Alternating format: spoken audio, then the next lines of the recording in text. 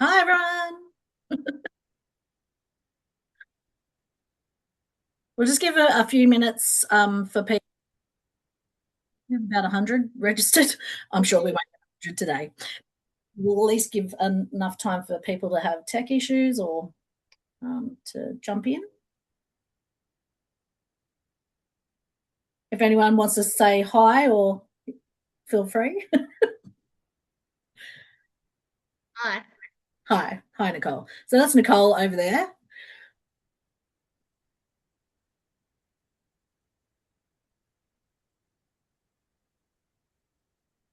I don't know how many minutes, Nick, do you reckon? I reckon give it one more and then kick off. Right. I'll keep letting people in anyway. So apologies to anyone who was coming last week. Um, we were very optimistic about the internet capabilities of rural Victoria. So I was in between educator visits and at the time thought, oh, yeah, now we'll stop. And it was not working. So sorry for any inconvenience.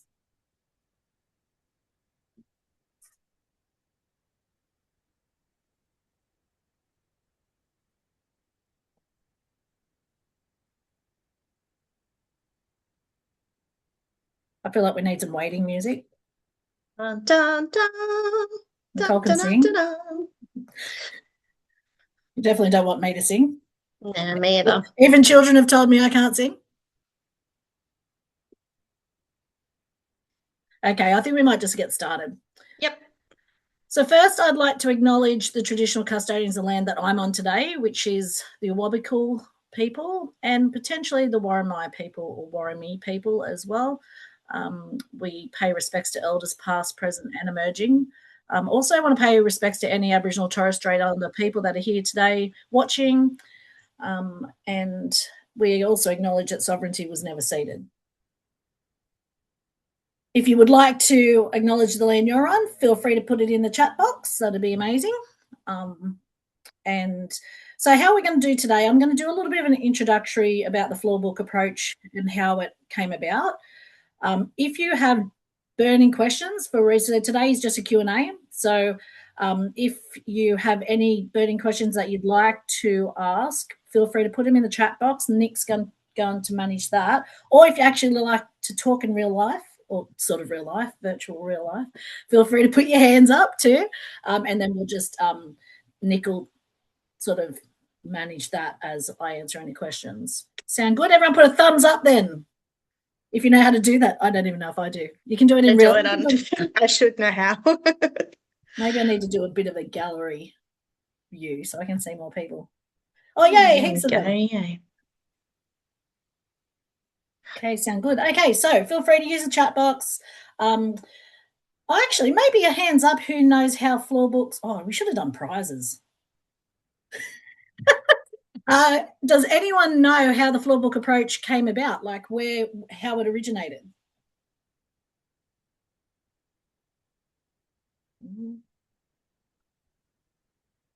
Oh, so obviously, hopefully, everyone knows it's the work of Dr. Claire Warden.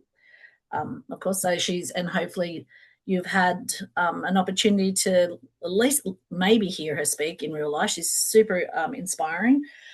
So what happened was Claire was working with the Department of Education, and she was brought in to help the Gypsy community connect with understanding the importance of school. So, because traditionally Gypsy community are an oracy-based culture, like our First Nations culture, so they shared their knowledge through story. Also, they were quite transient.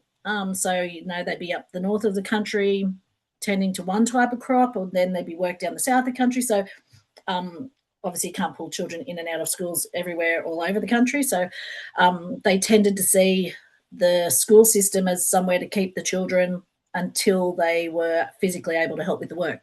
So, around year 3 or so, the children they'd pull children out of school to help them do the stuff that they wanted. So Claire had to try and think of some way to help that community appreciate literacy and literacy skills and the school system in general. So that's where the Floorbooks approach originated, which I love that story. And I love that the whole idea was making the learning visible from a storytelling perspective. So that's where the Floorbooks approach came from. It's important to know that the Floorbooks approach is a whole approach. It's a whole framework. It's not just the big physical book on the floor. It's much more. There's many layers to that actually have evolved over decades to be what we need, particularly in Australia, for it to serve the purpose that we want. And some of her influences were Lillian Katz's learning walls. So where Lillian Katz approach was putting all the documentation up on the wall so that everyone who came into the space could see the learning that was happening and the journey and the progress. Adults and like families as well, but also children could see the process as well, and that also gave them an opportunity to revisit the documentation and the learning that was happening. And then also Pete Moss and Alison Clark. So Alison Clark, who coined the term slow pedagogy. So Pete Moss and Alison Clark had an approach called the mosaic approach. So it was all about having lots of little bits of information that created a bigger picture or a bigger, that's exactly what a mosaic is. Lots of little snippets to create a bigger holistic approach to looking at children's play and learning. So that is the crash course on how it started. Have we got any questions, Nick? There are none yet. No. Oh. I was just checking I wasn't still muted. What's that, sorry? I was just checking I wasn't still muted. Like, so what were you hoping to surely everyone came here today with a question in mind? From the questions that I hear, maybe this will get people's brains going, but some of the questions that I have heard before is like, oh, so it's just like a big book that goes on the floor. Is that all it is? No.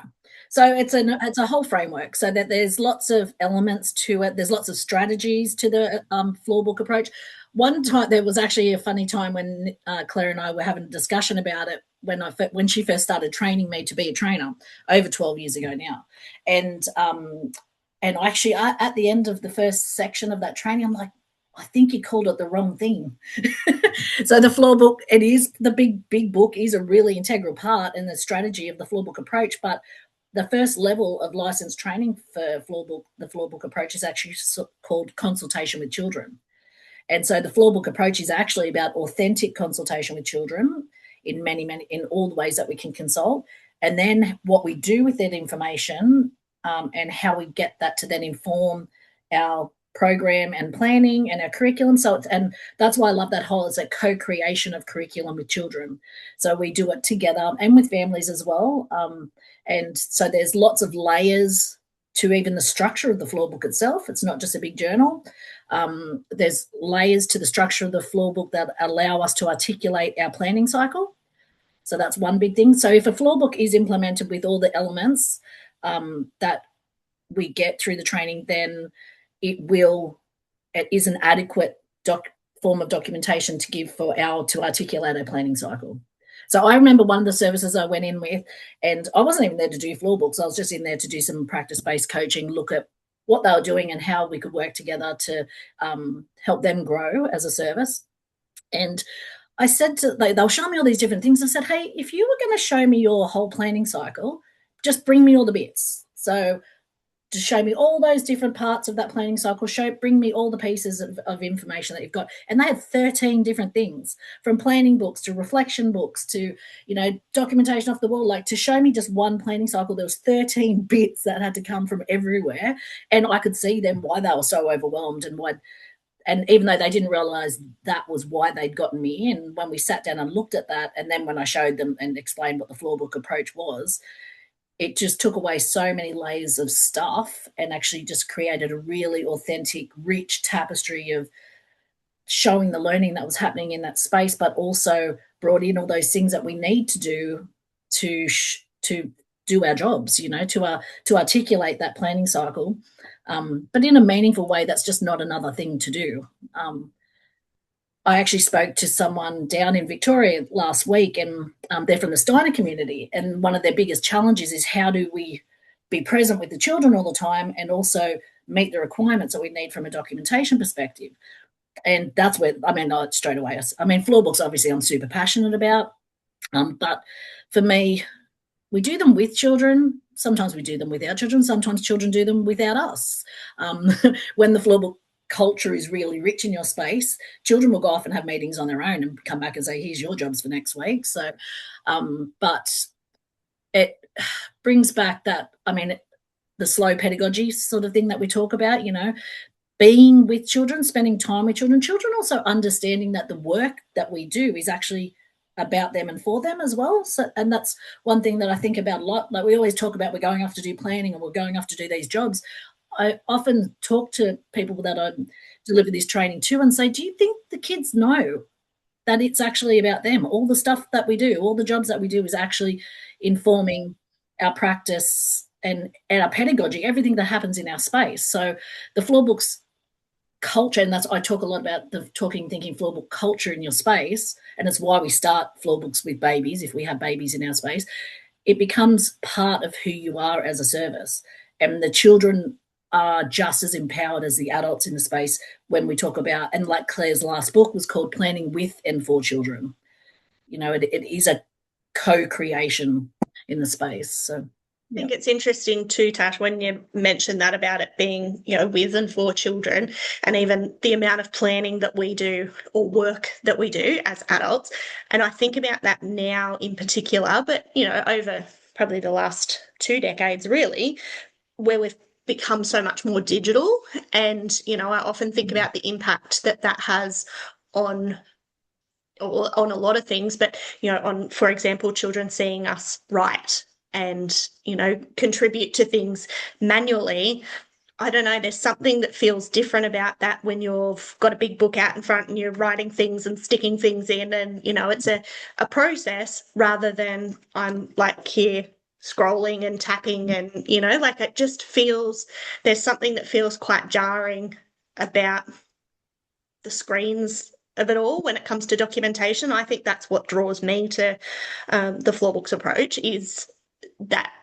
And it doesn't mean that you have to ditch ever having anything on a computer or a digital and that's platform. important, because a lot of people freak out when they've got their online processes. And look, the online platforms are so good for families because it means that they can access information when they have the time, and because they're ever more and more busy.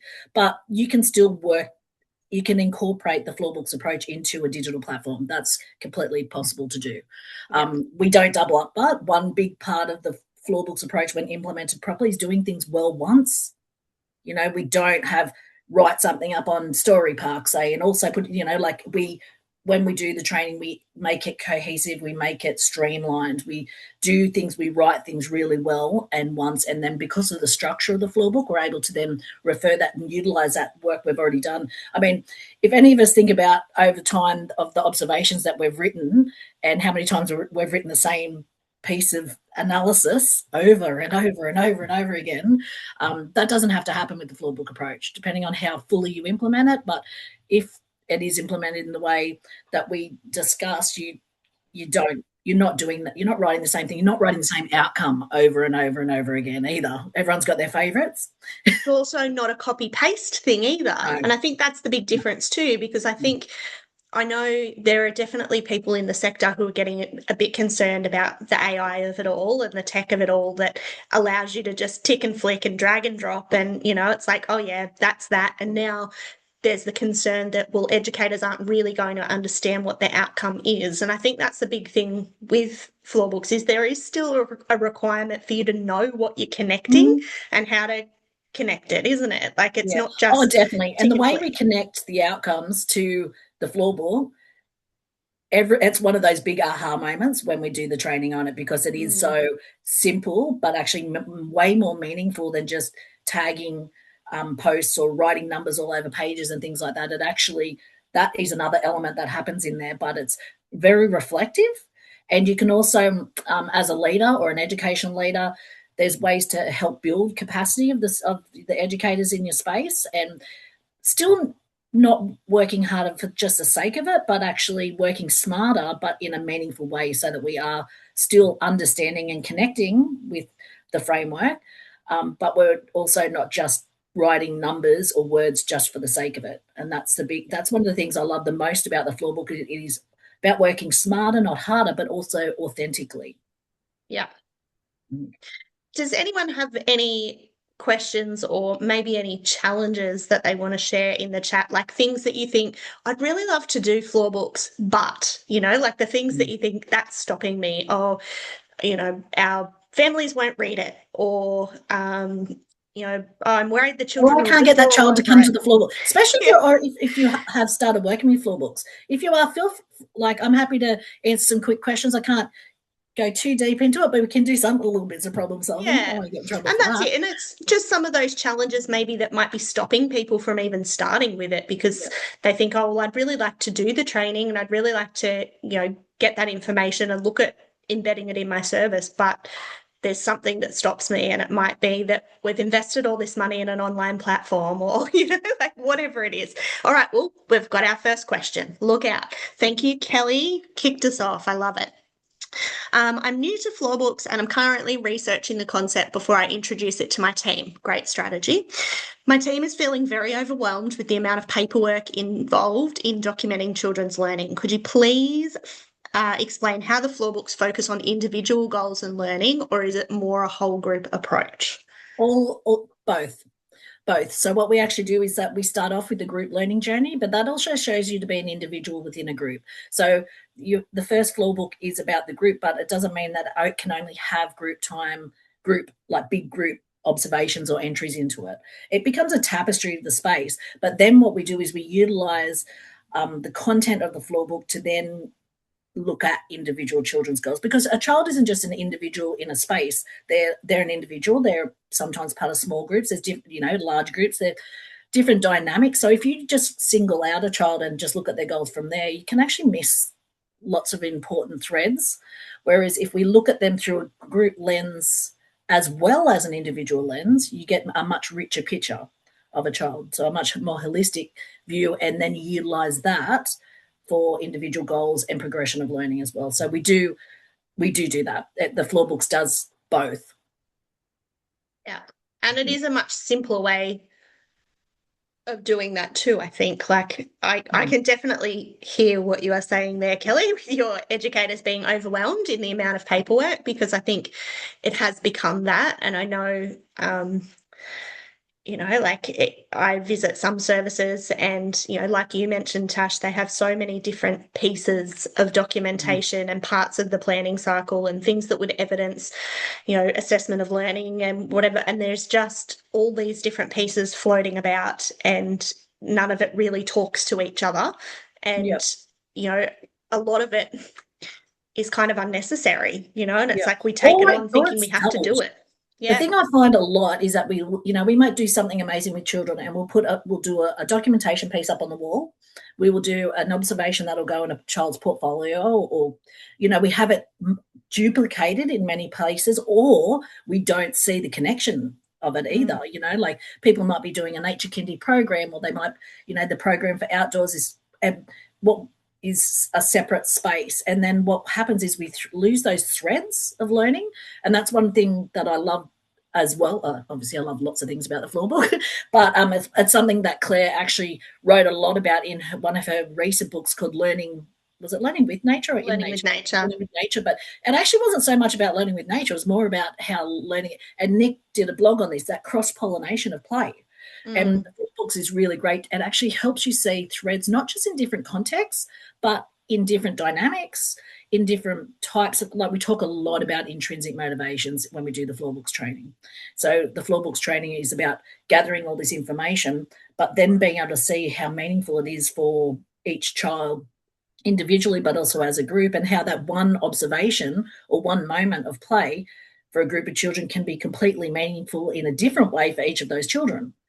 But we utilize the content that we put into the floor book to make all that streamlined, so you're not writing the same thing over and over and over again. Yeah. We've got another question. Okay, this one's from Giselle. Thanks, Giselle. We have a multi-age group of 33 children in kinder, breaks up with 2 groups, Monday, Tuesday, Wednesday, and Thursday and Friday. also full-timers. The team is finding it hard to keep the flow, and the children's interests can be different from group to group. Should we try two separate books for different groups? So that's something to play with. So we did that. Remember, Nick, we used to have a different book for every day, Yeah. because we had at that point we had 39 children across a mixed age group of between 2 and 6 year olds, and very different attendance patterns. yes, No pattern. some Yeah. children were 5 days, some were two, but there's no one. It doesn't matter how you work out. Like the books can look different in each setting. So if you're a family daycare, you probably know what you've got 4 children a day. You probably have one for across the week. But when you get bigger numbers of children, but different contexts, so some kindies will have a Monday, Tuesday group and a Wednesday, Thursday, Friday group, and they'll have a book for each of those groups. We still had one per day, even though we had different blends of children every single day, but it worked for us. We literally had a Monday book, a Tuesday book, a Wednesday book, but we also, because of the structure of the Floorbook approach, we were able to still connect the learning that might happen in between those books as well. Yeah, and I think it sounds complex, but it's actually so simple. Yeah, I think, and that's it, because they're available. They're not, I think where that works well is, so we had the 5 different books, but they were all there and available all the time. So you could pick them up and look at them. I find when you have programs in a digital space, once you wrote the program, it's like, shoo, there it goes. There it goes. It's over there. It's saved in a cloud somewhere, and I'm never looking at it again. Whereas when it's a physical book, it's much easier to kind of get it all out and start to identify some of those patterns. And and you can do that with children rather than just seeing it on your own. Like, you could actually sit with children and go, oh, we've done this on this day. I wonder if any of the others have been doing this too, and what it looks like there. And then they get inspired by that. And I think that's such a good way. Floorbooks are just a great provocation for children too. But there's no hard and fast rule on how you set up those books. It's more about the underlying consultation of children, and then the structure within that to make it all easy. Yeah. Okay, we've got another question. At present, we have a curriculum and then multiple focus children each week to observe and plan for. We find the team is focusing more on implementing experiences for the sake of the planning cycle, and I would love to incorporate both in the Floorbook so our team can have more quality time with children that aligns with their interests. And so the Floorbooks are great because sometimes you might do half a page. So it's never done. The Floorbook's never done, and it's never like a quota you've got to get to either. And it flows as it goes. And when we do the Floorbook training, we talk a lot about the play cycle and understanding and being really great play partners with children, what our role as an educator is in that space. And it doesn't mean we have to be changing things every single week. We can slow down that planning process, but still show it as being evident, if that makes sense. Does that answer the question, Nick? Yeah, I think so. I think, the bit where you kind of mentioned about implementing experiences for the sake of the planning cycle, I feel that definitely happens a lot when you're in a very individual mindset. So when you're focused on, and there's nothing wrong with having focused children, because obviously we need to keep individual records for children. We've got, requirements there. But I think sometimes we get very kind of laser focused on, this was the thing I observed that child doing. Now I need to set up this activity, and then I need to follow that up, and then I need to document that follow-up, and then I'll have looped through the planning cycle. But in the meantime, there's all this amazing cool stuff happening as part of the group over here, and that thing could also be part of the group, but we've just become so laser focused on it being for that particular child. And I think that's where, it takes a little bit of practice to kind of merge some of those individual things into group things, and then when you're so used to not doing it that way, and then also pull out the individualness of the group thing as well. I think you need to be able to do it kind of both ways. Like, you feed the individual stuff into the group, but then you also pull out what is interesting and important for the individual for your individual stuff. It's not about making more work, it's just about identifying it. The way we progress record progression of individual children's learning through the Floorbook is in an over time perspective. So it's not this one snippet of one observation a month and then the planning cycle to that. It's over a larger period of time. You would then identify that child through that journey and create a more holistic view of their time with you and the links within that. So, but very simply, like it all sounds really complex, but it's actually a really simple process if you focus on getting the content into the floor book in a rich and meaningful way and using the structures of that. It Which makes I think definitely helps to answer that follow-up question of how do you keep individualized records with Floorbooks? And I think it's that pulling those bits out, but not redoing the work. And not segregating them. You know, obviously there's some things we won't put into the floor book because it might be sensitive. And this is a conversation that was interesting that I had last week about this. I'm, you know, like without going too deep into it, like sometimes I feel like we pull away all the negative stuff and only want to talk about the happy, nice stuff unless it's a serious conversation with someone.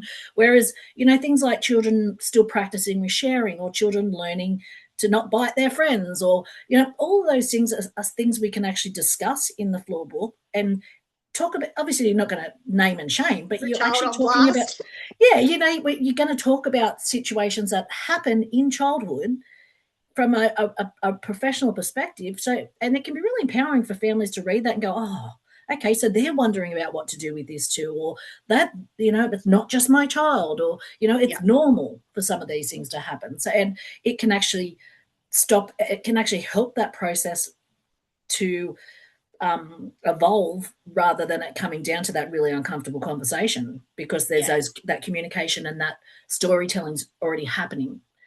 That's an important part of child development, and that's what we're about. Like all of those things are important, you know, whether they're pretty and pleasant or not. Like they're all important to include. And all right. Any other questions? Now is your opportunity. If you've got any other questions or specific challenges, any hesitations. It can be a little bit overwhelming thinking about a new way of programming. And I think that's where a lot of people come unstuck because they are, oh, this is just going to be too hard to implement. But I think in one way, but just to alleviate that too, it can be a transition from what you're doing now to the Floorbooks approach. It doesn't have to be a cut and dried, that's it, done, start something from scratch again. I've worked with a lot of services where we look at what they're doing now and we talk about the floor and we do the Floorbook training, and then we look at a transition phase and how do we do that so that the people that are holding on to maybe templates or documents or anything, we can incorporate that. And it's a journey too. Like a lot of people with Floorbooks, even after they've done the training, they'll go back because there's a lot of content in that first day, and so then they'll go back and play with the Floorbook approach for a bit. And then we might refine it, or they might come to a session like this and have ask some other questions about it. And, you know, and what next? Like, okay, everyone's comfortable with this stage of it. Can we now pull out that element and go deeper and have it more organic? It also comes down to the personalities of your team. Some people need to have more structure than others, and that's okay too. It's just understanding. Sometimes it's a structure that's in place, like you keep it for a little while just as a bit of a fallback for some people too, isn't it? For those people who are a little bit kind of like, oh, I don't want to throw out the thing that we've been doing, especially if they're really like emotionally attached to it or something. It's like, oh, I created that. I don't want to not do that anymore. So you can hang on to that and embed it a little bit for a little while until you no longer feel that you need it. It's a journey. It's definitely a journey, and you will refine and refine your practice with it like anything, and so you should. I mean, the Floorbooks themselves have evolved so much in the last 30 years. Like they were very project-based. I mean, they started in schools. So like they were very thematic, and they were very all from that, like the work that we've done to evolve them over this time, especially to meet our Australian contexts, but also like a lot of it's, you know, learning, knowing, understanding more about the play cycle, not just the planning cycle, knowing more about intrinsic motivations of children and just knowing more about play itself. So the Floorbooks will evolve as you evolve as well, and that's okay. All right, we've got another question. We've got two. Okay, first one from Kelly. Can you give me a little more info on what does it look like day by day? Who records things in the book? How much are they recording? What is it that's being recorded? Well, it's everyone and anyone. So we want children to be involved in it. Some children will avoid that Floorbook like the play because they've had really negative associations with group times or having to come down and write things. So you'll have some children who will naturally avoid it to start with, but there's other strategies like the talking tubs and the talking and thinking tree that help help that process as well. But some people love to sit down and write. Like I always think of Nicole and I. So Nicole is a writer, and I am more of a mind mapper, I guess. If we had to look at how we would document something, so it doesn't all have to look the same in there, and people can do it in a way that's meaningful for them, and they can do it with children or when children are resting or later on. Like children, like I said, children, when you create that work, when the children realize the power of a floor book and they know if stuff gets in there, it makes stuff happen. Yeah. They will, that is the key element of is getting the culture so that all the people in the space, educators, families, children, know that what the power of a floor book is. I think the big thing is children know when it goes in there, stuff happens, but also that's my words and my ideas and my things that are in there, and I'm represented in there, and it's that sense of belonging. We talk a lot about belonging, and that often gets watered down to, oh, quick, stick some family photos on the wall and now we have a sense of belonging. But a real sense of belonging is where children feel seen and heard and like a valuable contributor to a space. And that's such a great way to make stuff happen in that space. Yeah. Like they're just as involved in what happens and transpires in that space as the adults are that are there. Like that's so empowering for a child. From a day-to-day how it looks perspective, we used to do it at like a quiet time, and we'd often just set up a table where the book would be on the table and whoever wanted to come could come, and some children would come and check it out for a few minutes and then mosey off. But we also it was always available. But I was going to say it's important to have it available so children can access it at any time. And Post-its are your best friend too. What's that? Post-its. Post-its are great because you can put dots and jottings and just go and whack it in the floor book later. Like not everyone can have the floor book at all times. It's something we have to share, and that's just life. So post-its, for anyone who is utilizing floor books, post-its are your best friend because it means that you can write stories and dot points or whatever and put it back there. And if you're a perfectionist like I am, you do have to be able to let it go a little, because it will end up with things glued in upside down. And, children will write over the thing that you just wrote, and someone will have cut something out and stuck it in that's not straight. And you have to learn to kind of let that go. And it can be hard at first particularly if you've been programming in a way that's very, aesthetically pleasing and, like it's very focused on that. You're going to find it challenging at first, but there's so much richness in that where you see children's firsthand contributions that it is easy to let go of. You just have to practice. I've got a great, so just recently there was a service that had been, they'd been dabbling in floor books, and I came in to do some practice-based coaching with them. So we just sort of looked at it and looked at ways for them to tweak it. And they're like, are we doing this right? And I'm like looking through the floor books, and there's never a complete right. You can never have the perfect floor book, like it's just, and they're never completely wrong either. But there was this one spot where you had that educator who likes their space, so they drew a little square in the corner and they'd written their story there, and it was like, this is my spot, which is fine.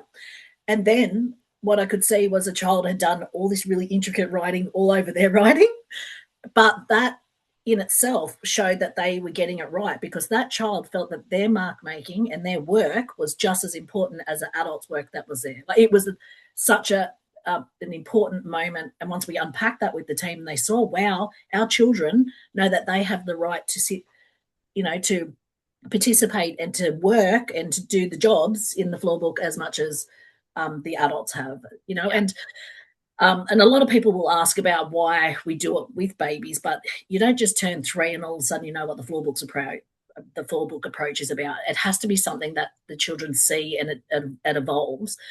And like into the next question. Can you answer the next question as we go then? Because I think that leads in really well, which is about so our nursery team have tried the floor books in the past, but they found it hard to co-create with children. Curious to hear your experience with babies and children under 2.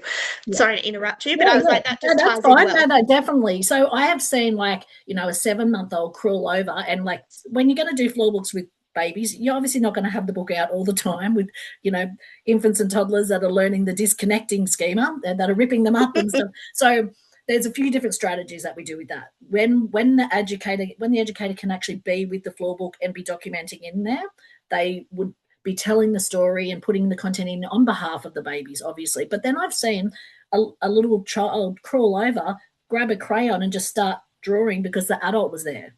And that shows that culture is starting to happen. But then when the floor book isn't being guarded, I guess, by an adult in that context, you might have a big, we've used clear tablecloths, like the big, thick, clear plastic, and have that over the floor book on the ground so the babies or the toddlers can still connect with it. We've even had clients that have had frames made up for the walls where they can slide the floor book in. So there's still that connection. It's harder and it's not as child-led, but it's still showing that connection, that co-creation with the adults and the children, and talking about what I'm writing in there and why I'm doing it, rather than just doing it away from the children. I liken it to, and it's completely different, but bear with me for a second, but I liken it to when we practice like language of consent with infants, and people will say, oh, but they can't give you their consent. They're not going to say, yes, please, I'd love to have my nappy changed. But we do it anyway. And the reason we do it is because we're setting a standard and like laying that groundwork that this is what should happen. This is what's expected. These are your rights. This is what's important. And I think it's the same thing with this. It's like, even though they're not, necessarily as able to contribute and co-create, we're setting that culture where it's like, this is what's important, this matters. And by the time they can, and for some children that'll be much younger than others, you're going to have children at different rates, but by the time they can contribute, they already know the process, and it just feels like second and nature. Also a lot of the Floorbooks training, when I said before it's about consulting with children, a lot of the talking thinking Floorbooks approach is about the adult's mindset and what we're looking at and what we're documenting for children and what we're doing with that.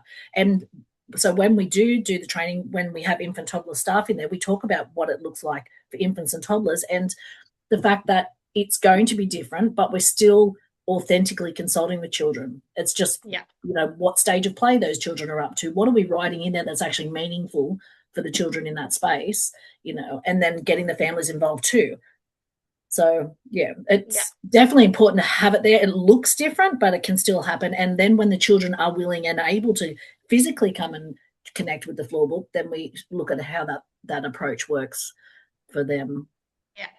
So, in terms of next steps, if like this is look, just going into perfect like host mode here, Tash, in terms of next steps, what would people do if they wanted to do some training on Floorbooks or read more about Floorbooks, or like what would be the next kind of best step?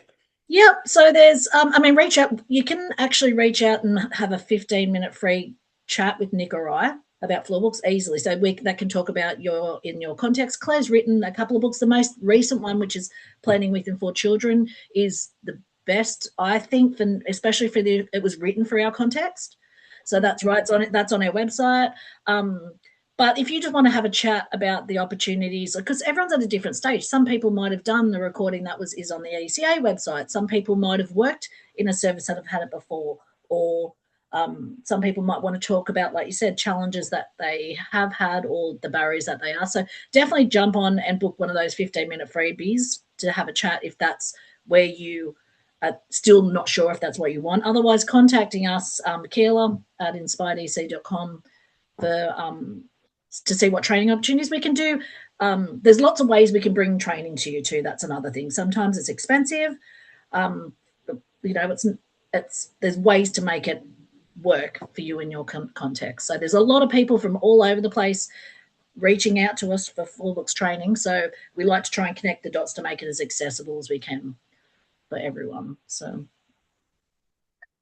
I guess, and also if there's a question that you didn't want to ask in front of everyone today because your name comes up, or if there's something, please feel free to also email Keela. She'll love this.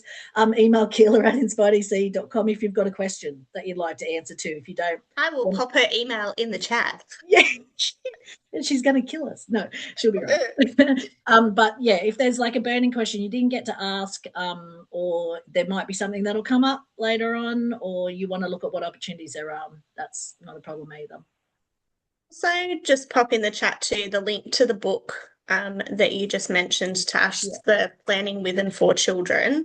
I'll just put that in there as well, and that way it's much easier rather than going off on a internet rabbit hole. You've got just the know exact that link. in my experience in over a decade, anyone who does the Floorbooks training and puts it into practice in their service, no one regrets it. I don't know anyone who's turned around and gone backwards, gone back to, they might integrate in different elements and things like that, but it is such a simple, authentic way to do the things that we need to do, that, and it's enjoyable. Like the Floorbook approach and utilizing that is actually really brings joy back, a bit of joy back to what we do, looking at play in an authentic, meaningful way and how we can co-create curriculum with children. I find it enjoyable. I know, Tash, the last consult, we did one together and you went and visited the services and then we did some training together, and, like it was quite a big organisation, and just being immersed in their Floorbooks made me want to go and document stuff. And I'm like, that's crazy. Like, I haven't done that, for such a long time, but it really made me want to, because it's like, oh, I love that. I love that collaborative side of it. It does bring that joy back to it. Someone said you mentioned there was training on the ECA website. Is it still available? Yeah, I'm pretty sure it's just a recorded. It's not a training as such. It's like an introduction to what Floorbooks are. And is it Claire that presents it? Yeah, it's Claire Ward. Yeah, so it's Claire speaking. So it's on, on there. You can also find, I think, I know I've shared it. I'm sure it's still on there.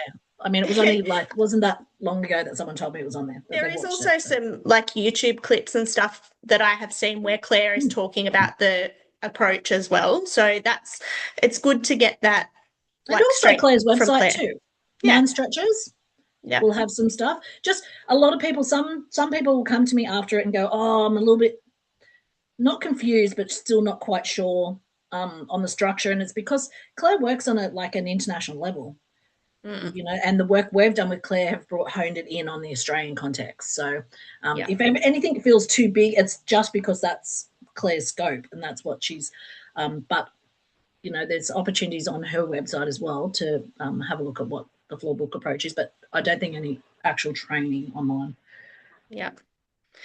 Excellent. Someone just said about how do you authentically and meaningfully link the Floorbook to the EYLF, etc. Yes, that's one of the best strategies that are in there, and we utilise the structure, but it does happen in a way. We use grids at the back and utilise page numbers and things for that. It's just a bit hard to explain it without and crosses the line a little bit with the training side of things and what I'm allowed to talk about and what I'm not.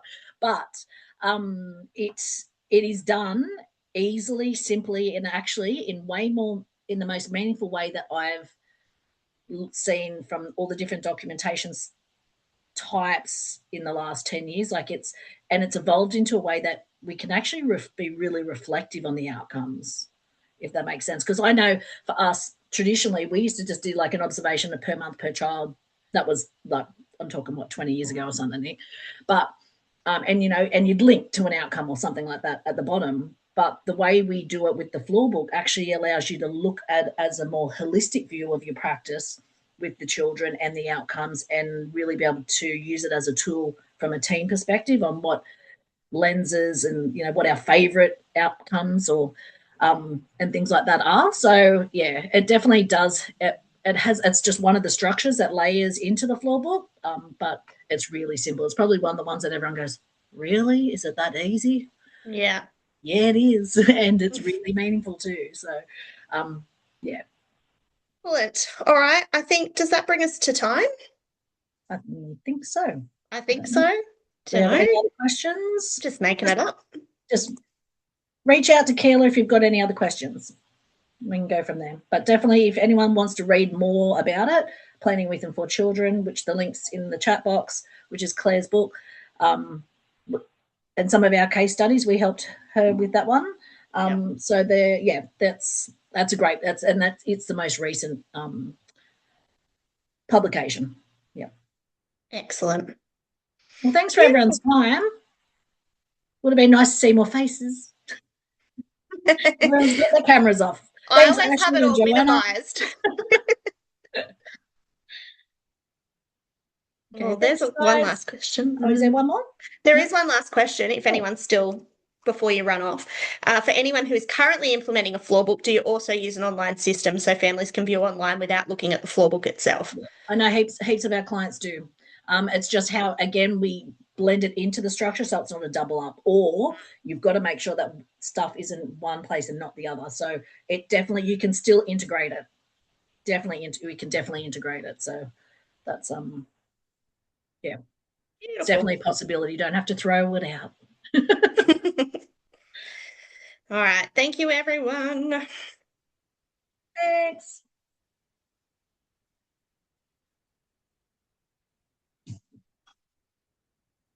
Can hear my dog creating havoc in the background. No. That's not good. No. Is it because she knows you're in your office? Yes. Oops.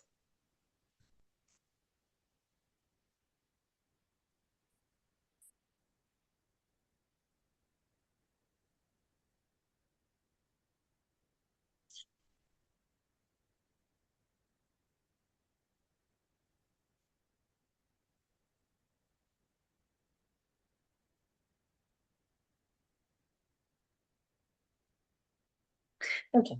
Done.